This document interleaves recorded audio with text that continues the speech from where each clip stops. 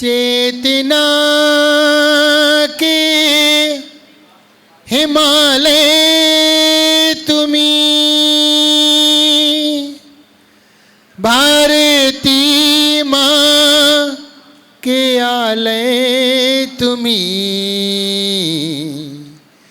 चेतना के हिमालय तुम्ही, भारती माँ के आलय तुम्ही। आदिनाथ प्रभु आप हो, आपके द्वय चरण में नमन। अरहत दो मुझको अपनी शरण, तेरे पद में निरंतर नमन। देवादिदेव आदिनाथ भगवान की, परम पूज्य आचार्य चक्रवर्ती आचार्य श्री शांति सागर जी महाराज की, परम पूज्य आचार्य श्री विद्यासागर जी महाराज की, परम पूज्य आचार्य श्री बसुनंदी जी गुरुदेव की, 3,9 करोड़ मुनिराजों की, जबली परम पूज्य अलग श्री विज्ञान सागर जी महाराज की, समस्त मुनि संघ की जय हो। महानुभाव साधर्मी बंधुओं, 2 शब्द हमारे पास में हैं, होशियार और समझदार। हमें होशियार बनना है या समझदार बनना है? बहुत सारे वाक्य, बहुत सारी परिभाषाएं छिपी हैं। होशियार तो आदमी खूब बन गया है, 1 के 2 कर लेगा, 2 के 10 कर लेगा। समझदार तो हो गया है दूसरे को बेवकूफ़ बनाने के लिए। महाराज जी मैं उसको चकमा दे के आ गया 1 मिनट में। भैया समझदार बनिए, होशियार तो दुनिया है। अब अपने बच्चों को पढ़ाने की कोई ज़रूरत नहीं है, एआई ने सब कुछ बता दिया है, मोबाइल में सब कुछ है, मोबाइल में दुनिया समा गई है। अब कोई पढ़ने की ज़रूरत नहीं है, किसी को कोई ज़रूरत नहीं है। अब ज़रूरत है तो थोड़े से समझदार बनने की ज़रूरत है।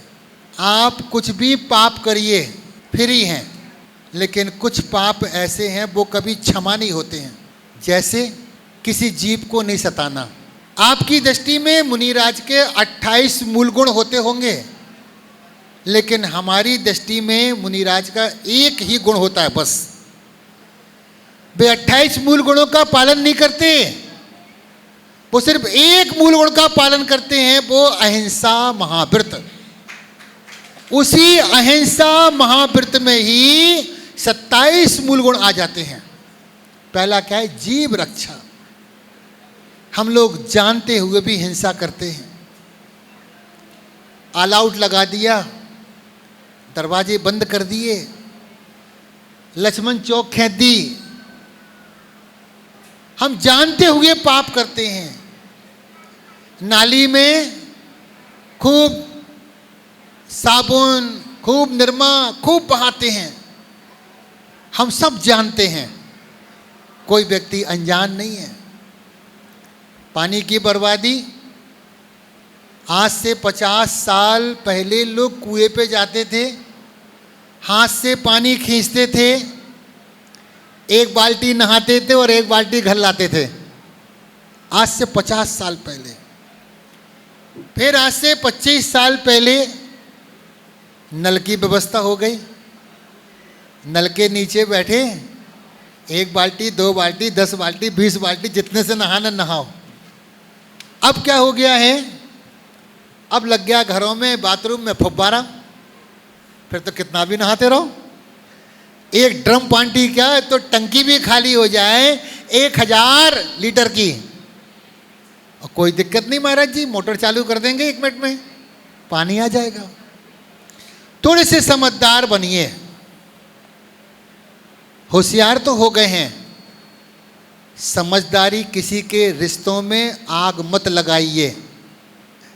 यदि कोई रिश्ता टूट रहा है, 5 पापों में भी 6वां पाप है किसी का मंदिर बनाओगे फिर जुड़ जाएगा, मंदिर तोड़ोगे फिर बन जाएगा, लेकिन किसी का विश्वास तोड़ दोगे फिर नहीं बन पाएगा। गलत फहमी, अधिकांश रिश्ते गलत फहमी में पल रहे हैं।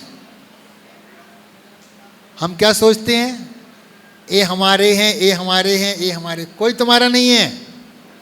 फालतू बात मत कीजिए आप। कौन बोल रहा बीच में? हाँ, फिर तुमको माइक लगा देंगे यहाँ पे हम। हाँ, क्या आदमी के मरने के बाद क्या होता है? जिसको व्यक्ति ने जी जान से चाहा, वो मरने के बाद बोलते क्या कितनी देर है, 1 घंटे नहीं, आध घंटे नहीं, 2 मिनट भी कोई घर में रखना नहीं चाहता। जल्दी करो जल्दी। हम पत्नी के बिना नहीं रह पाएंगे, हम माँ बाप के बिना नहीं रह पाएंगे, हम मित्र के बहन भाई के नहीं रह पाएंगे। ये सब सपने हैं। 15 दिन के बाद में सब बराबर हो जाता है, जैसा चल रहा था फिर वैसे ही चलना प्रारंभ हो जाता है। 15 दिन तो बहुत दूर की बात हो गई, अब तो 13वीं नसीब हो जाए बहुत बड़ी बात है। आज मरते हैं कल 13वीं कर देते। अरे छोड़ो भैया, कौन दुकान बंद करेगा? तुम्हारे पिताजी गए तो क्या करें, गए तो गए। और आप ध्यान रखना, आप कितना भी कमा के चले जाना, आपके बच्चों को फिर भी कम लगेगा, पिताजी कुछ नहीं कर गए। आप पूरे जीवन भर भी कमाएंगे तब भी आपकी औलाद को कम लगेगा, पापा ने क्या किया, कुछ नहीं किया। इसलिए अपने लिए जिए। हमने भी प्रयास किया, सबने प्रयास किया दिल्ली चतुर्मास हो जाए, लेकिन मेरा मन अंदर से नहीं था, मजबूरी में था। मंदिर भगवान शांतिनाथ बैठ गए, वो बोले हमको बिठा दिया यहाँ पे, तुम दिल्ली जा रहे हैं? वो बार बार प्रश्न पूछते थे हमसे, बार बार कहते थे हमको बिठा दिया और तुम दिल्ली जा रहे हो। हमने क्या करें, फिर आपका मंदिर कैसे बनेगा? हैं? अब तो वो साधु भी दिल्ली आ रहे हैं जिन्होंने कसमें खाई थी कभी दिल्ली में पैर नहीं रखेंगे, जिन्होंने कहा था कि दिल्ली में पैर नहीं रखेंगे, दिल्ली के लोग साधु की चर्या बिगाड़ देते हैं, अब भी खुद ही चल के दिल्ली में आ रहे हैं। ये तो दिल्ली का सौभाग्य है। क्या आचार्य विद्यासागर महाराज जी जैसे साधु रहे, उन्होंने कहा मैं दिल्ली में पैर नहीं रखूंगा। मथुरा तक आए, कामा तक आए और मथुरा के बाद वापस चले गए, फिर जीवन में कभी उन्होंने पैर नहीं रखा। तो वास्तविकता में ये दिल्ली वालों का पुण्य है, जहां पर वो नहीं पहुंच पाते वो साधुओं को बुला लेते हैं। जितना पुण्य, जितना दान, जितना धर्म बंबई के लोग नहीं करते, उससे 50 गुना दिल्ली के लोग करते हैं। पूरे भारतवर्ष में यदि तीर्थ यात्रा का आंकड़ा लगाया जाए, चाहे किसी भी प्रांत से हो, जितना दिल्ली प्रांत का व्यक्ति तीर्थ यात्रा करता है उतना कोई नहीं कर सकता है। आप किसी भी तीर्थ पर जाइए, आपको बंबई कलकत्ता का नाम मिले या ना मिले जरूरी नहीं है, लेकिन भारत का एक भी तीर्थ ऐसा नहीं है जहां दिल्ली का नाम नहीं मिले। तो महानुभाव, इसका नाम क्या है? इसका नाम है कर्म भूमि। एक तरफ है विदेश क्षेत्र और एक तरफ है भोग भूमि, और उसके बीच में बैठी है ये कर्म भूमि। ना जाने कितने सारे साधुओं ने चतुर्मास किया दिल्ली के अंदर में। बड़े शांति सागर महाराज से लेकर, देश भूषण महाराज से लेकर के आचार्य विमल सागर, विद्यानंद जी, सन्मति सागर, ऐसा हमें एक साधु बता दीजिए कि जिसका चातुर्मास दिल्ली में ना हुआ हो। ये पुण्य कहाँ से जागृत हुआ? ये पुण्य जागृत हुआ 1931 से। 1931 के पहले कोई भी साधु दिल्ली आता नहीं था। दिल्ली में सबसे पहले यदि किसी साधु ने प्रवेश किया तो वो थे चारित चक्रवर्ती आचार्य शांति सागर महाराज, जिन्होंने हर सागर महासागर नहीं होता, हर कलश मंगल कलश नहीं होता। दुनिया में संत तो लाखों करोड़ों होते हैं, मगर हर संत आचार्य शांति सागर। वास्तविकता में ऐसी विषम परिस्थितियों में हमको तो पके पके आम मिले हैं, हमको तो बागों का बाग मिला है। पूछिए शांति सागर महाराज से, जिन्हें कई बार बिहार में रोका गया, कई बार हमारी समाज ने कहा महाराज जी कपड़े पहन लीजिए, समय अच्छा नहीं है, निजाम सरकार है, अंग्रेजों का समय है। महाराज जी बोले चर्या तो यही है भैया। 15-15 दिन के उपवास किए, जिन्होंने अपने जीवन में 9,936 उपवास किए। काय के लिए? इस जिन शासन की प्रभावना करने के लिए। जिन शासन को आप पहचाने।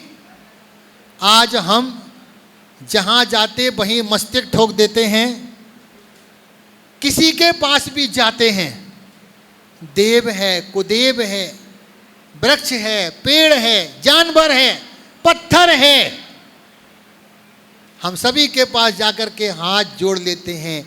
या तो आपने अभी तक जैन धर्म को जाना नहीं है। जैन कुल में जन्म लेने वाला व्यक्ति कभी दुखी नहीं हो सकता। जैन धर्म में जन्म लेने वाला व्यक्ति कभी दुखी नहीं हो सकता, और दुखी है तो उसने अभी तक जैन धर्म में जन्म लिया ही नहीं है। मजबूरी में आ गए, धोखे में आ गए होंगे। जैन धर्म जैसा धर्म सारी दुनिया में नहीं मिलेगा। वास्तविकता में शांतिनाथ भगवान की मुद्रा को जब देखते हैं, अभी तो बंद कर दिया है, क्योंकि तेल डाल करके भगवान को 6 महीने के लिए पैक कर दिया है।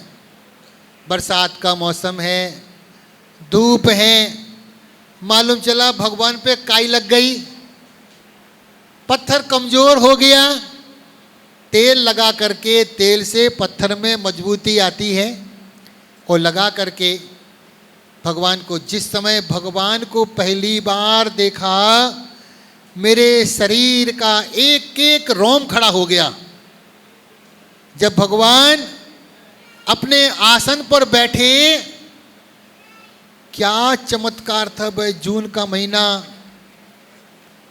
40,000 किलो के भगवान, आसपास के एरिया में भी दूर दूर तक शांतिनाथ भगवान की पद्मासन की मूर्ति नहीं है। ये भाव कहाँ से आया? ये किसने हमको प्लान दिया? हम तो छोटे से भगवान को विराजमान करने के मन में थे, लेकिन नहीं, पूज्य गुरुदेव ने कहा जब विराजमान कर ही रहे हो तो ऐसे शांतिनाथ भगवान लाओ कि दुनिया दर्शनों को तरसे। कहाँ जाना? हमको जाना जेल। कहाँ जाना? कौन बोला जेल में जाना? हाँ बताओ।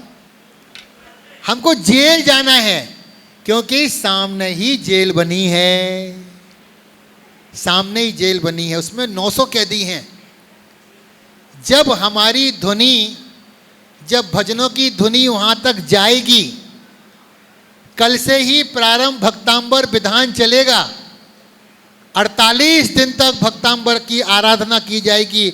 आप लोग सोच रहे होंगे महाराज जी चतुर्मास की स्थापना है, पता नहीं भगवान क्यों विराजमान कर लिए। बताइए, नहीं, हम भगवान की साक्षी में चतुर्मास करेंगे। दुनिया की कोई भी ताकत हमारा कुछ नहीं कर सकती है। आज हमारे बीच में शांतिनाथ भगवान की मूर्ति को देख कर के ऐसा लगता है कहीं मत जाइए। आप जब मूर्ति खुलेगी तब एक बार भगवान को देखना, आप कहेंगे अब मुझे कहीं नहीं जाना। चातुर्मास शहरों में हो सकते हैं, वर्तमान में आपको पता है चातुर्मासों की कहानी क्या हो रही है। सिर्फ पैसा पैसा पैसा, सब जगह पैसों की भरमार मची है। लोग बोलते हैं महाराज जी हमें तो कोई पूछते ही नहीं यहाँ। फिर वो सोचते हैं काश मेरे पास भी पैसा होता तो मैं भी आगे बैठता, मेरे पास भी पैसा होता तो मैं भी 4 लोगों के बीच में बोलता, मेरे को भी सोफा लगाए जाते, मेरे को कुर्सी बुलाई जाती, मेरे को भी सम्मान किया जाता। आप लोग गलत बोलते हैं। पैसे वाले व्यक्ति का कभी भी सम्मान नहीं हुआ आज तक। मेरे सामने आज तक किसी भी पैसे वाले व्यक्ति का सम्मान नहीं हुआ। महाराज जी हम तो रोज देखते हैं, आए गए मंचों पर रोज देखते हैं पैसे वालों का सम्मान हो रहा नहीं। आप थोड़ा सा नजरिया घुमाइए। जिन लोगों ने दान दिया है, जिन लोगों ने सहयोग दिया है, जिन लोगों ने सेवा की है, जो ज्ञान के क्षेत्र में, भावना के क्षेत्र में आगे आए हैं, उनका सम्मान किया गया है, प्रतिभाओं का सम्मान किया गया है। एक एक व्यक्ति का सम्मान करने बैठेंगे ना, सुबह से शाम हो जाएगी। आप कितना भी कुछ कर लेना, किसी व्यक्ति को गर्दन भी काट के रख दोगे ना, तब भी वो तुम पे विश्वास नहीं करेगा। अपनी गर्दन भी काट के अलग कर दोगे तो वो क्या बोलेगा, गर्दन तो कटी, थोड़ी तिरछी कटी है, सही नहीं कटी है। इसलिए अपने आप पर विश्वास कीजिए।